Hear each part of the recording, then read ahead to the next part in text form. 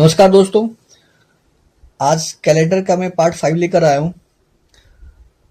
मैं इसके पहले मैंने कैलेंडर का वीडियो मैंने जो बनाया था उसमें कुछ खास बातें जो हो सकता है कैलेंडर के बारे में मैंने आपको बताया था। आज भी मैं कुछ बहुत ही खास लेकर आया हूँ कैलेंडर के लिए। और अगर आप आज का वीडियो देखोगे तो आपको कैलेंडर में एक बहुत ही अहम बात पता चलेगा और उसको मैं यहाँ पे एक्सप्लेन भी करूँगा और वो किस तरीके से होता है और क्यों होता है ये भी मैं बताऊँगा। तो आज जो मेरा होने वाला है सेशन कैलेंडर पे वो खास तौर पे होने वाला है कि जो एक कैलेंडर है दूसरे कैलेंडर से कैसे मैच करता है। मतलब ऐसा कि same calendar, same year calendar, correct, ठीक है। तो कैसे होता है, या फिर आप इसको कह सकते हो equivalent calendar, equivalent year calendar कह लो, ठीक है। तो ये कैसे होता है पता तो सबको है कि जो किसी वर्ष का कैलेंडर है किसी आने वाले वर्ष से मिलता जुलता है, हूबहू वही होता है।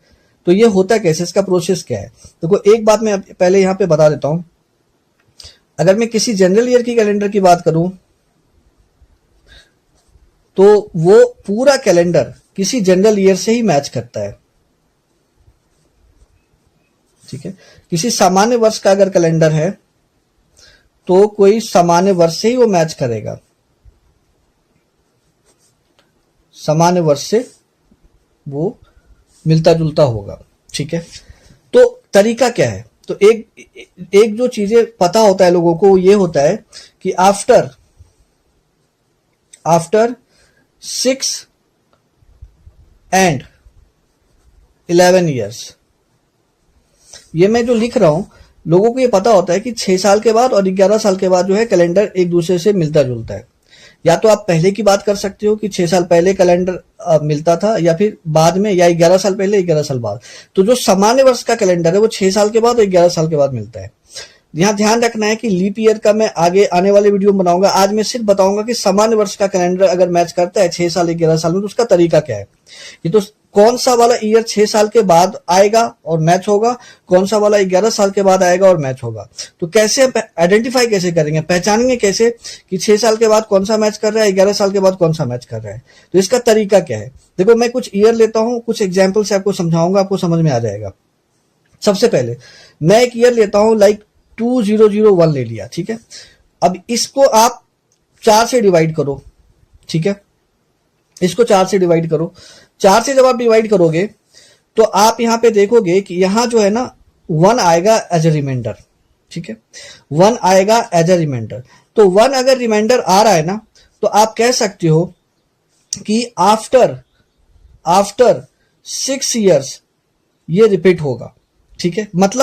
मतलब 2001 में से 6 को जोड़ दो, ठीक है ना, तो आ जाता है कितना, 2007।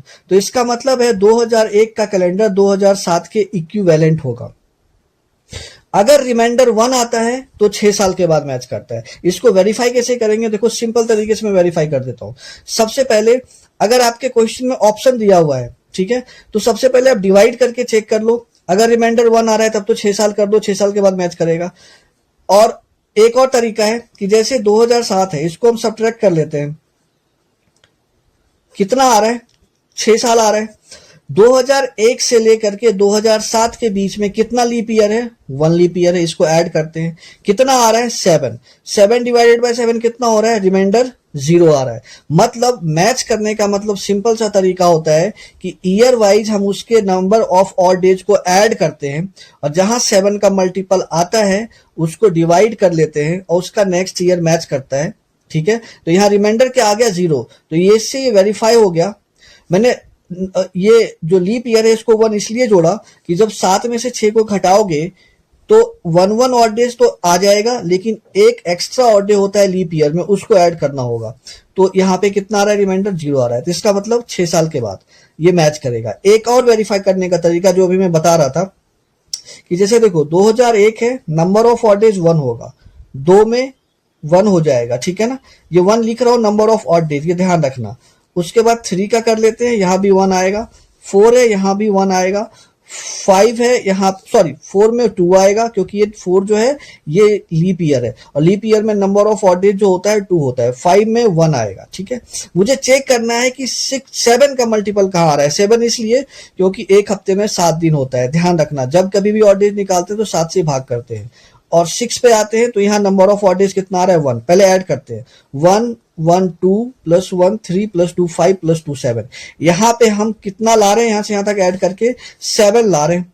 7 को 7 से डिवाइड करते हैं, रिमाइंडर क्या मिलता है 0। तो ध्यान रखना, जब आप मैनुअली सॉल्व करोगे ना ईयर वाइज जा करके, तो जहां पे रिमाइंडर 0 होगा 7 से डिवाइड करने के बाद, उसका नेक्स्ट ईयर मैच करता है। मतलब 2007 जो होगा आगे वो 2001 से मैच करेगा। तो एक बात क्लियर हो गया आपका कि अगर, एक तो ये मैंने जितना भी तरीका बताया वेरीफाई करने के लिए, लेकिन सिंपल सा तरीका क्या था कि 2001 में 4 का भाग करना है, रिमाइंडर आ रहा है, रिमाइंडर जहां पे 1 आएगा वो 6 साल के बाद मैच करेगा, ठीक है। उसके बाद अब नेक्स्ट मैं बताता हूं, नेक्स्ट 11 ईयर्स वाला तरीका मैं आपको बता देता हूं। तो देखो 11 ईयर्स वाला तरीका क्या है, तो यह ध्यान से देखना है आपको, ठीक है। तो जहां पे भी, अब मैं 2002 का ले लेता हूं, ठीक है। इसको अगर मैं 4 से डिवाइड करूंगा तो आप कर लेना, रिमाइंडर आ रहा होगा 2। तो जहां भी रिमाइंडर 2 या नंबर ऑफ ऑड डेज 2 आ रहा है तो वो जो मैच करेगा वो मैच करेगा आफ्टर 11 ईयर्स। आफ्टर 11 ईयर्स कहने का मतलब ये हो गया कि अब यहां पे देखो 2002 है ना, उसमें से 11 जोड़ दो, 2002 में 11 को ऐड करो तो कितना आ रहा है 3 1 और 0 2। मतलब 2013 जो होगा ना वो 2002 के इक्विवेलेंट होगा, ठीक है। डिवाइड करके चेक कर लिया, रिमाइंडर कितना आ रहा है 2 आ रहा है। उसके बाद 2003 का ले लेते हैं, ठीक है। 2003 का कैलेंडर लो, 4 से भाग करो, रिमाइंडर 3 आएगा। अब यहाँ रिमाइंडर 3 आया, रिमाइंडर 3 आने का मतलब भी यही हो गया कि आफ्टर 11 ईयर्स के बाद ही मैच करेगा।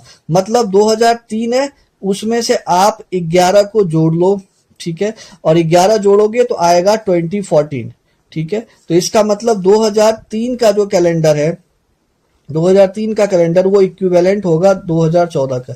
एक बात का ध्यान रखना है कि जनरल ईयर का कैलेंडर जनरल ईयर से ही मैच करता है, लीप ईयर से कभी भी मैच नहीं करेगा। पूरे कैलेंडर की बात कर रहा हूं, क्यों? क्योंकि लीप ईयर में होता है 366 डेज, लेकिन फरवरी में 29 डेज होता है, इसलिए पूरा कैलेंडर एक दिन आगे एक्सटेंड कर जाएगा, जो डे होगा वो एक्सटेंड कर जाएगा। इस वजह से कभी भी जनरल ईयर का calendar, whole calendar leap year से मैच नहीं करता है। जनरल ईयर का कैलेंडर जनरल ईयर से ही मैच करेगा। अब इसका इस सब का मैं कंक्लूजन आपको बता देता हूं कि क्या निकला। कंक्लूजन ये निकला है कि अगर ईयर को 4 से डिवाइड करने के बाद, ईयर को 4 से डिवाइड करने के बाद, मैं यहां लिख देता हूं, ईयर को 4 से डिवाइड करने के बाद अगर रिमाइंडर आ रहा है 1 तो 6 ईयर के बाद मैच करेगा, ठीक है। अगर रिमाइंडर आ रहा है 2 या फिर 3 तो वहां पे जो मैचिंग होगा वो 11 ईयर्स के बाद करेगा, ठीक है। मैं लीप ईयर का जो कॉन्सेप्ट है वो नेक्स्ट वीडियो में लेके आऊंगा। मैं उम्मीद करता हूं आपको समझ में आ जाएगा। 1-2 बार रिपीट करके देखना, 100% समझ में आ जाएगा। धन्यवाद।